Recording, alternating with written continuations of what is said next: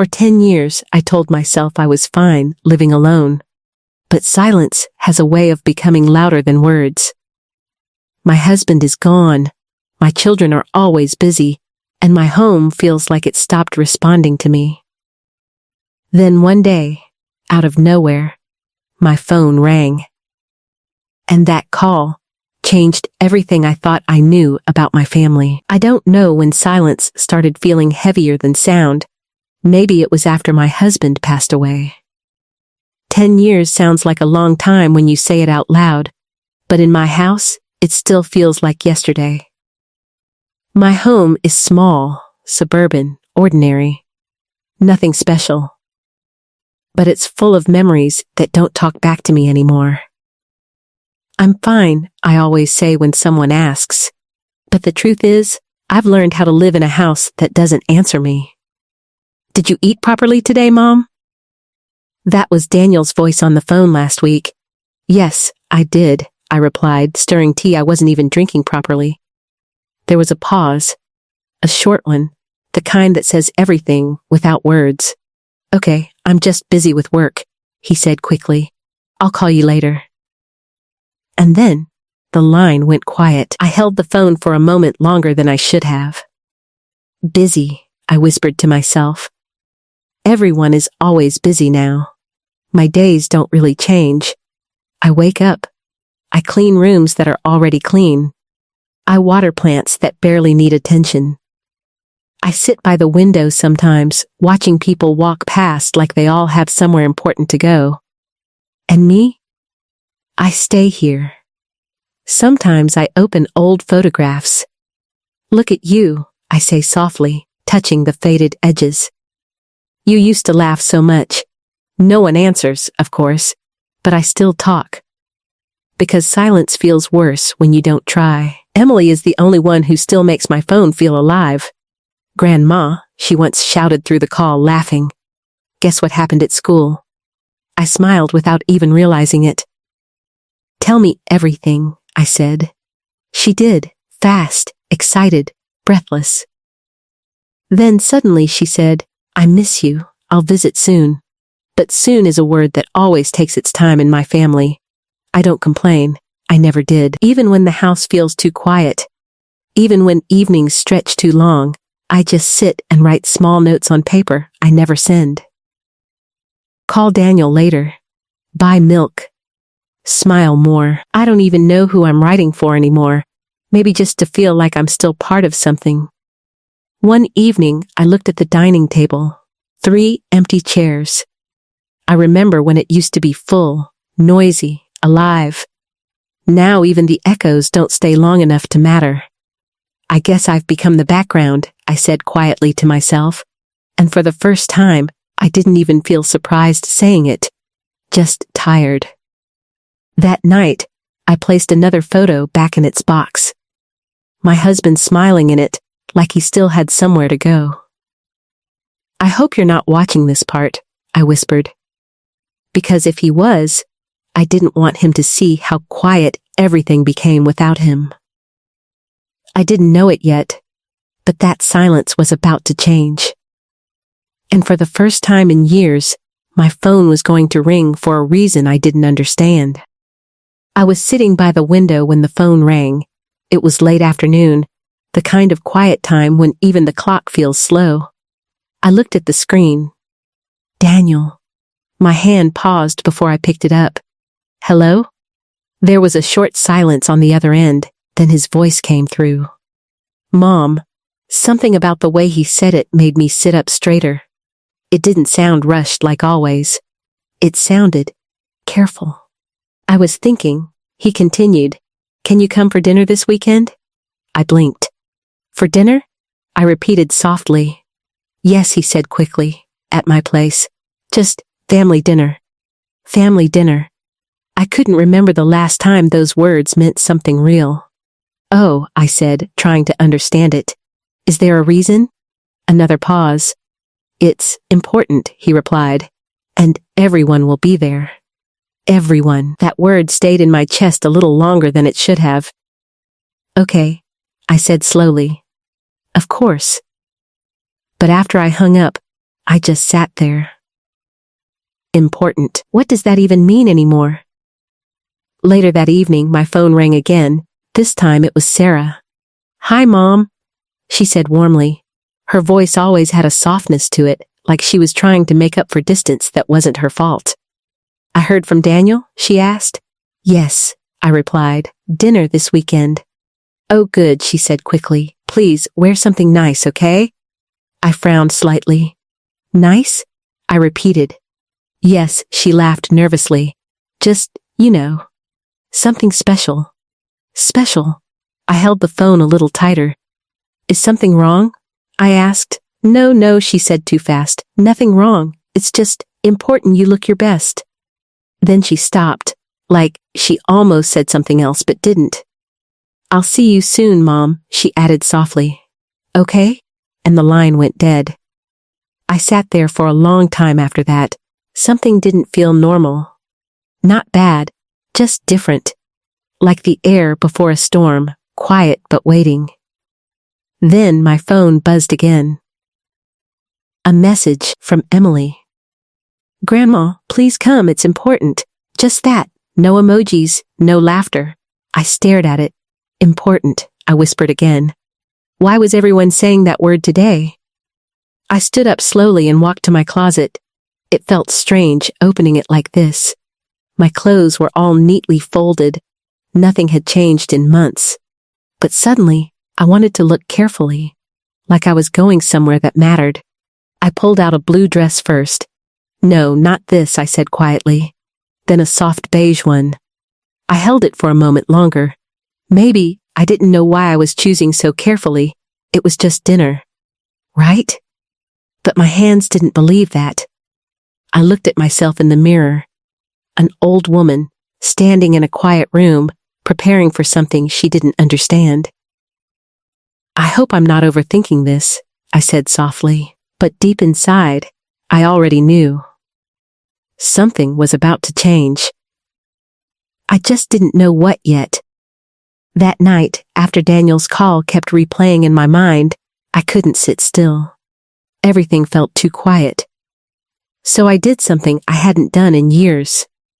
I opened the old wooden closet.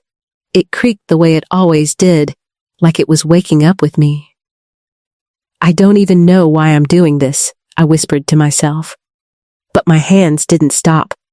Inside were boxes I had almost forgotten existed. Old photographs, folded letters, and a small diary wrapped in faded cloth. My fingers froze when I saw it. "My old diary," I said softly. I sat down on the floor right there. Because suddenly standing felt too heavy. I opened the first page. My handwriting looked younger, faster, more hopeful. "I want Daniel to grow up happy," I read quietly. I smiled a little. "You did grow up," I whispered. I hope I did it right."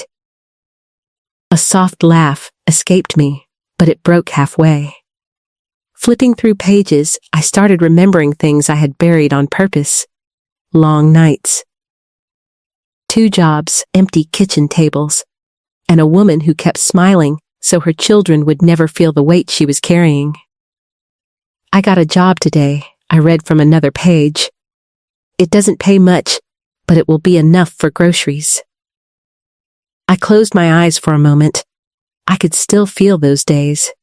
Standing in line at work, then rushing home, pretending I wasn't tired. Because there was no time to be tired, not when 2 children were waiting.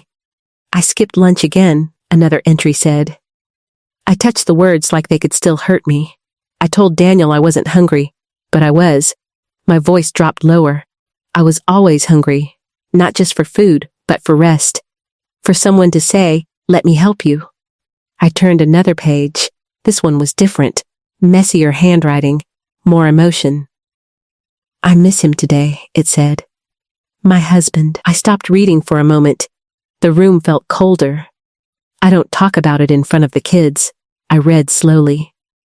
"They don't need my sadness. They need my strength." I closed the diary for a second. Because I remembered that version of me too clearly. The woman who cried silently, then wiped her face before anyone saw. I wonder if they will ever understand, I whispered. My hand stayed on the diary. I never stopped trying. Inside the box were photographs too. Daniel as a child, holding my hand too tightly. Sarah's first visit to our home. Emily as a baby, sleeping on my shoulder. I touched each photo slowly. You all grew so fast, I said softly. And I stayed the same, just quieter. A small note fell out from between the pages. I picked it up. It was something I had written but never sent. I hope one day my children know I didn't sacrifice my life because I had to. I did it because I loved them more than my own dreams. My throat tightened. I never even sent this, I whispered. Of course I didn't. Back then, I thought love meant silence.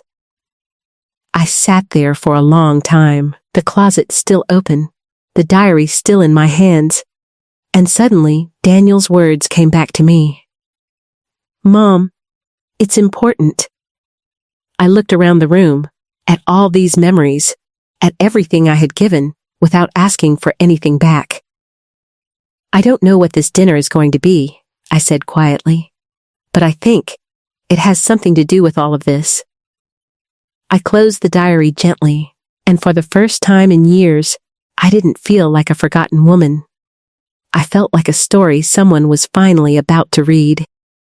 I stood in front of the mirror one last time before leaving. The blue dress, simple, clean, careful. In my hands, I held a small homemade gift, nothing expensive, just something I made myself. I hope this is enough, I whispered, and then I left. The drive to Daniel's house felt longer than usual, not because of distance, but because my thoughts wouldn't sit still. What is this really about? I kept asking myself, but no answer came. Only silence. When I arrived, I paused at the gate. The house looked the same, but somehow it didn't feel the same. There was a softness in the air, like everything had been prepared for something important. I walked slowly to the door, and before I could even knock, it opened. Sarah stood there, but something in her face made me stop. Her smile was warm, but her eyes were different. They looked emotional. Too emotional. Mom, she said softly. And then she hugged me, tighter than usual, like she didn't want to let go. I'm so glad you came, she whispered. I laughed a little nervously. You're acting like I'm going somewhere far, I said. But she didn't laugh back. She just held me for a second longer. Inside, the house felt changed. Warm lights, soft music, and photographs. So many photographs. On the walls, on tables, even on shelves. Pictures I had never seen before. Me holding Daniel as a child. Me cooking. Me sitting quietly by the window. I stopped walking. Where did these come from? I asked. No one answered immediately.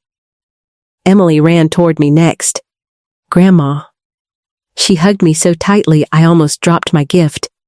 But I felt something strange. She wasn't smiling the way she usually did. Her face was soft, almost teary. I missed you, she said quickly. Then, she buried her face in my shoulder, like she didn't want me to see her eyes.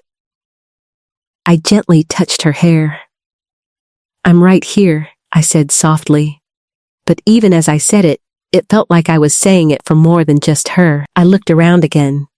Everything felt arranged, like this wasn't just dinner, it felt planned, carefully planned. Then I saw Daniel. He was standing near the dining table. But he wasn't looking at me, not at first. His hands were in his pockets. His shoulders were tense. Daniel? I called softly. He looked up and smiled, but it didn't reach his eyes. Hey, Mom, he said. That was it, just that. No hug yet, no rush, just hesitation.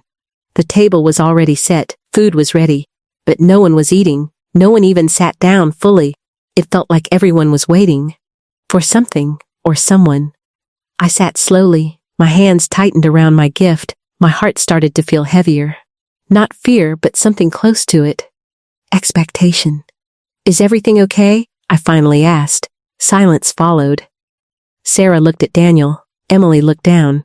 Daniel took a breath, like he had been holding it for a long time. And I suddenly understood something without being told. This wasn't just dinner. They were going to say something. Something they had been carrying for a very long time. And I didn't know if I was ready to hear it. We all sat down at the table, but no one reached for the food. No plates clinking, no laughter, no usual family noise, just silence. A heavy, waiting kind of silence. I looked around slowly. "Why is nobody eating?" I asked lightly, trying to break the strange feeling in the air. No one answered me. Instead, Daniel stood up. "Mom," he said. His voice cracked a little on that one word. That alone made my heart tighten.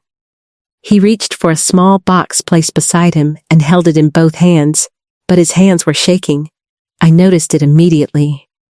"Daniel?" I whispered. He didn't look at me right away, like he was trying to gather strength from somewhere I couldn't see. "I've been thinking a lot," he finally said. He swallowed hard. "About us, about you, about everything we never noticed when we were growing up."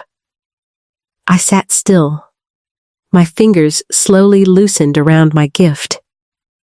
"I remember when I was a kid," he continued, his voice slower now. "You used to sit up at night even when you were tired, just to make sure we had food for school the next day." He laughed softly, but it broke into emotion. I thought that was normal back then. He shook his head. But now I understand, it wasn't. Sarah stood up next. "Mom," she said gently.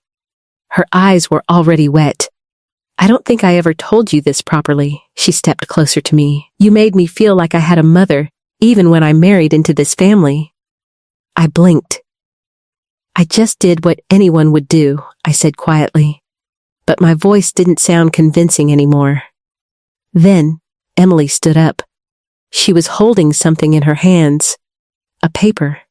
I froze when I saw it. "My diary," I whispered, without meaning to. Emily looked at me with soft eyes. "Grandma," she said, "I found this when Dad was going through old boxes." She looked down at the page. Then, started reading. "I skipped lunch again today," she read softly. My breath caught. Emily continued, "But I told myself, my children don't need to see me weak. They need to see me strong." Her voice shook slightly. I looked at Daniel. He wasn't looking at me anymore. His head was down. I felt something rising inside me. Not just emotion, but realization. They had seen it, all of it. The parts I thought were hidden forever. Sarah walked back to the table slowly. "I didn't understand it at first," she said, "but Daniel made me read everything." She paused, and I realized, "You didn't just raise children." Her voice broke. "You raised a whole world for us." I shook my head slightly. "No," I whispered. "I just did what I had to do." But even as I said it, my eyes were burning now. Daniel finally looked at me again, and this time, his eyes were full. Not just of emotion, but guilt. And love. And something deeper I couldn't name yet. "We never thanked you properly," he said. "And we should have." I pressed my hand to my chest because suddenly, it felt hard to breathe. All these years, all that silence, and now, all of it was coming back to me at once. I looked at each of them. My son, my daughter-in-law, my granddaughter. And I realized something I hadn't allowed myself to believe before. They hadn't forgotten me. They had just never understood me. Tears filled my eyes now, but I still didn't fully understand why I was here tonight. Why this dinner felt like the beginning of something, and not the end. Something important was still coming. I could feel it. And I didn't know if my heart was ready for it. The room stayed silent after Emily finished reading. I couldn't move. My hands were still on the table, but they felt far away from me now. Daniel slowly stepped forward again. This time, he wasn't shaking as much, but his eyes were still heavy, like he had been carrying something for a long time. "Mom," he said softly. I looked at him, and something inside me already knew this wasn't over yet. "I need to tell you why we called you here tonight," he said. My heart tightened again. Sarah gently placed her hand on the table. Emily stood still beside her chair. All of them were waiting. So I waited too. Daniel took a deep breath. For the past few months, he began slowly. "I've been collecting something." I frowned slightly. "Collecting what?" I asked. He looked down for a second. "Your story." I blinked. "My story?" He nodded. "Yes." He looked at Emily. "She helped me." Emily stepped forward quietly. "I found old photos, grandma, letters, even things people wrote about you." Her voice was soft. "We asked relatives, neighbors, anyone who knew you back then." I felt my throat tighten. "Why would you do that?" I whispered. Daniel's voice softened. "Because we realized something." He stepped closer. "We never actually saw you, not fully." Silence fell again. Sarah spoke next. "You were always the one taking care of everything," she said. "But we never stopped to ask what it cost you." Her eyes filled with tears again.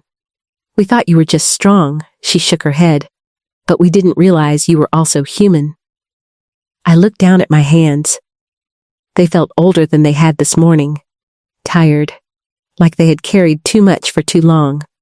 Daniel reached for the small box he had been holding earlier. He opened it slowly. Inside were printed pages, photos, handwritten notes, and something else. A folder labeled with my name. "We put everything together," he said. "Your letters, your diary, your memories, everything we could find." He swallowed hard. "And we turned it into something." He paused. Something heavy was coming. I could feel it in my chest. Emily stepped forward again. "It's not finished yet," she said quickly. "But we wanted you to see the beginning." She looked at me carefully. "Grandma, we rebuilt something you once dreamed of." I froze. "My dream?" I whispered. Daniel nodded. "You always talked about it when we were kids," he said. "Remember?" He smiled faintly. "Your little art room." My breath caught. For a second I saw it. Not the room in front of me, but something older. Younger me. Talking late at night. Drawing sketches. Dreaming quietly while everyone else slept. "I thought you forgot about that," I said softly. Daniel shook his head immediately. "We didn't." He stepped closer. "We just didn't understand how important it was to you back then." Sarah pointed toward the living room door. "Come with us," she said gently. I hesitated. My legs felt weak, but I stood up, slowly. They led me into the next room, and when I saw it, I stopped breathing for a moment. It was my art room. Not exactly how I remembered it, but close. So close it hurt. Paints on the shelves. Soft lighting. A small desk near the window. Even the chair I used to sit on. Tears filled my eyes instantly. "No," I whispered. "This can't be." Daniel stood behind me. "It's not perfect yet," he said. "But we tried to rebuild what you once lost." His voice broke slightly. "Because we finally understood, you lost yourself for us." I turned to look at him. At all of them, and something inside me finally cracked open. "I never lost myself," I said softly. My voice shook. "I gave myself away. Because I loved you." Emily stepped forward quickly and hugged me. This time, I couldn't hold it in anymore. My tears fell, not from pain, but from something I hadn't felt in years, being seen. Daniel walked closer. "We're sorry we didn't see it sooner," he said. "But we see you now." He paused, "and we always will." I looked around the room again, my dream, my sacrifices, my life, all standing in front of me, not forgotten, not erased, but remembered. And for the first time that night, I finally understood why I was here. But something in my heart told me there was still one last moment waiting for me. No one said anything for a while. The room didn't feel like a celebration. It felt like something softer, something fragile, like if we spoke too loudly, it might break. I was still standing in my old dream room. My fingers were lightly touching the edge of the desk, like I needed proof that it was real. Daniel stood behind me, Sarah beside him, Emily still holding on to my hand. No one rushed to explain anything anymore, because there was nothing left to explain, only feelings. Daniel finally spoke, but this time, his voice was different. Lower, heavier. "I'm sorry, Mom," I turned slowly. He didn't look away, not this time. "I'm sorry for all the years I didn't see you," he said. His voice cracked slightly, "for thinking you were just there." He swallowed hard. "When you were doing everything." I opened my mouth, but nothing came out at first, because I didn't know what to say to that. So I just whispered, "You were just a child." Daniel shook his head. "But I'm not a child anymore," he said, "and I should have known better." Sarah stepped forward quietly. She took my hand, warm, gentle, like she was afraid I might disappear if she let go. "I don't want you to ever feel alone again," she said softly. Her eyes were wet again, but I know saying that isn't enough. She tightened her grip slightly. "So I'll show you instead." I looked at her hand holding mine, and something in my chest softened. Not pain this time, just warmth. Emily suddenly moved toward the table. "I made something," she said quickly, like she had been waiting for the right moment. She placed a thick scrapbook in front of me. I hesitated, then opened it. Inside I saw my life, but not how I remembered it. Better, kinder. Drawings of me from Emily's childhood, notes in her handwriting, photos Daniel had collected, and small written lines under each page. "This is Grandma when she used to make us breakfast. This is the day she stayed awake all night for me. This is the woman who never gave up on us." My hands trembled slightly as I turned each page. "I didn't know you noticed all this," I whispered. Emily nodded. "I always noticed," she said softly. "I just didn't know how to say it." I closed the scrapbook for a moment, because my eyes were too full, not just with tears, but with something I hadn't felt in years. Recognition. I looked at all of them, really looked. Daniel, Sarah, Emily. And for the first time, I didn't feel like I was just their mother. I felt like a person in my own right, with my own story, my own pain, my own love. "I thought I had become invisible," I said quietly. My voice shook, but I wasn't. I wiped my cheek slowly. I was just waiting to be understood. No one interrupted me. They just listened. Like my voice finally mattered. We slowly moved back toward the dining table. Not because food mattered now, but because being together did. Daniel pulled out a chair for me. Sarah sat beside me. Emily sat close enough that her shoulder touched mine. No one rushed, no one performed happiness. It was just quiet, real. I looked at the table again. The food was still there, but it wasn't the center anymore. We were. Daniel raised his glass slightly, but didn't speak right away. He just looked at me, and I nodded gently. We didn't need speeches. We didn't need big words. Just presence. Just time. I took a small bite of food, then another, and for the first time in a long time, it didn't feel like I was eating alone. "I think," I said softly after a while. All of them looked at me. I smiled faintly through tears. "I think I finally understand what tonight was really about." Daniel leaned forward slightly. "What's that, Mom?" I looked at them one by one and said quietly, "It wasn't about surprising me," I paused. "It was about finding me again." Silence. But this time, it wasn't heavy. It was healing. And somewhere deep inside me, I felt something I thought I had lost forever. Home. The first bite felt strange. Not because of the food, but because no one was rushing. No one was distracted. For the first time in years, we were just sitting together. Really sitting. Like we had nowhere else to be. I looked around the table slowly. Daniel was eating quietly, but his shoulders weren't tense anymore. Sarah kept glancing at me with a soft smile, like she was afraid I might disappear again. And Emily, she refused to let go of my hand under the table. She just held it, like it was something she didn't want to lose. A small laugh suddenly escaped Daniel. It surprised me. He looked at me and shook his head. I just remembered something, he said. When I was a kid, you used to burn toast every Sunday morning. I blinked. Oh my God, I said, laughing despite myself. I did not burn it every Sunday. Yes, you did, Emily jumped in quickly. And you still made us eat it like it was gourmet food. That made all of us laugh. Properly this time, not forced. Not careful. Real. I felt something inside me loosen. Like a knot I had been carrying for years was finally untangling.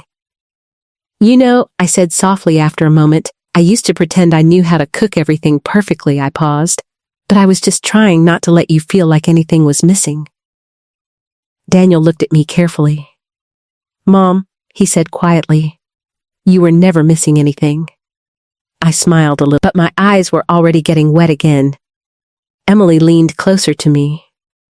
Tell us something you never told us before, she said suddenly. I hesitated, then looked down at my plate. Something from a long time ago came back. When I was young, I started slowly. I wanted to be an artist. They all went quiet again. Not the heavy silence from before, a softer one. Like they were listening closer now. I used to draw all the time, I continued. But after your grandfather passed away, I stopped. I looked at my hands. I thought dreams were something you could afford only if life was easy. Daniel frowned slightly. You never told us that.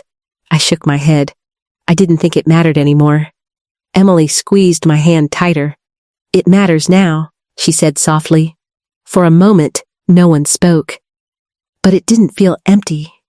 It felt full, like something important had finally been said out loud. Daniel leaned back in his chair, and I noticed something I hadn't seen before. His face looked lighter, less burdened, like he had been carrying guilt for years and didn't know he was allowed to put it down. You look different tonight, Mom, he said quietly. I looked at him. How? He smiled softly. Lighter. That word stayed with me. Lighter. I didn't even realize I had been heavy before. Sarah stood up slightly and began clearing a plate, but even that felt different now. Not like cleaning up after dinner, more like staying.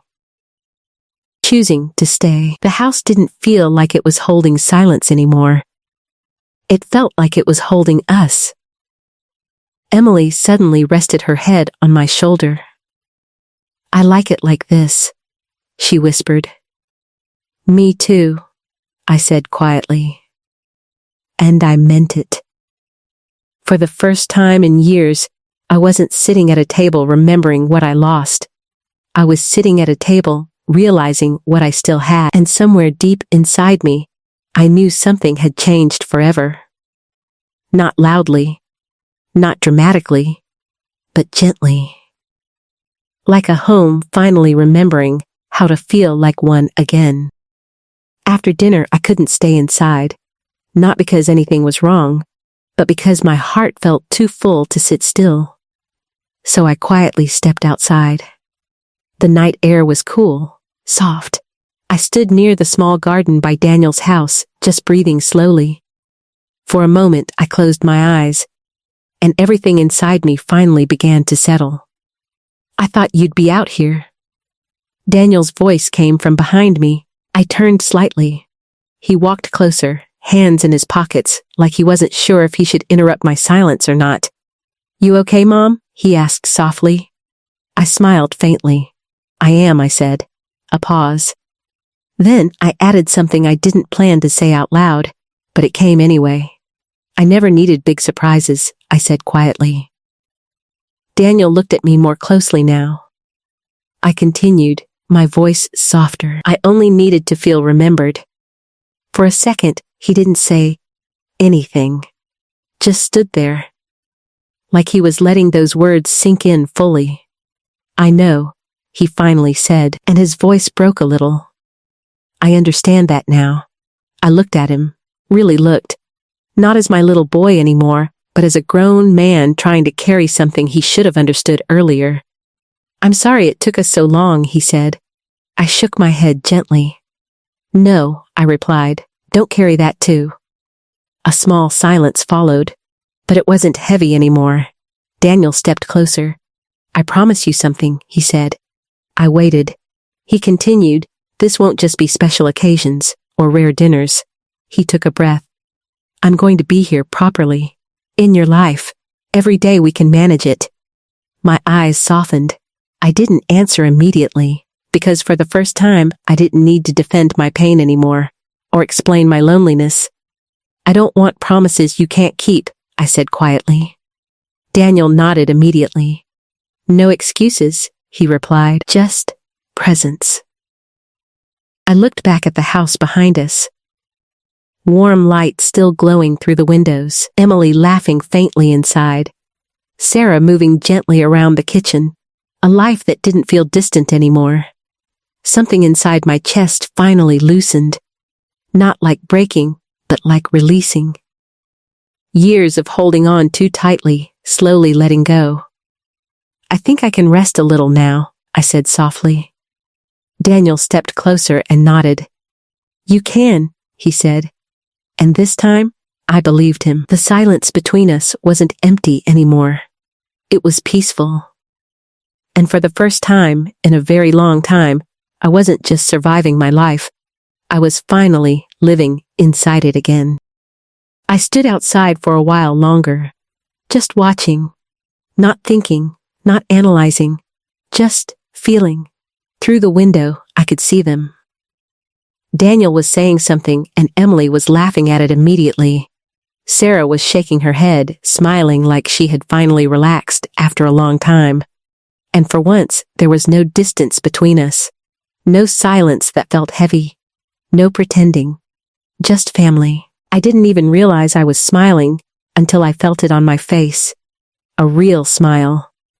Not the kind I wore for others, but the kind that comes when your heart finally stops holding its breath. I used to think something was missing, I whispered to myself. I leaned slightly closer to the window, watching them move, talk, exist together like it was normal. Like it had always been this way. But it wasn't missing, I continued softly. It was just unspoken. All those years of silence, of misunderstandings, of distance that no one knew how to fix. It hadn't been lack of love. It had been lack of expression. Inside, Emily leaned her head on Daniel's shoulder. Sarah placed a hand on his arm while laughing at something he said. And Daniel, he looked up for a second. Our eyes met through the window. He smiled. A small, quiet smile. But it carried everything. I felt something inside me settle completely. Like a long storm finally ending. No more waiting. No more wondering. No more holding on to old pain like it defined me. I placed my hand lightly on the glass. Not to reach for them, but to acknowledge this moment. To accept it. To finally stop standing on the outside of my own life. I forgive you, I whispered, not just to them, but to time itself.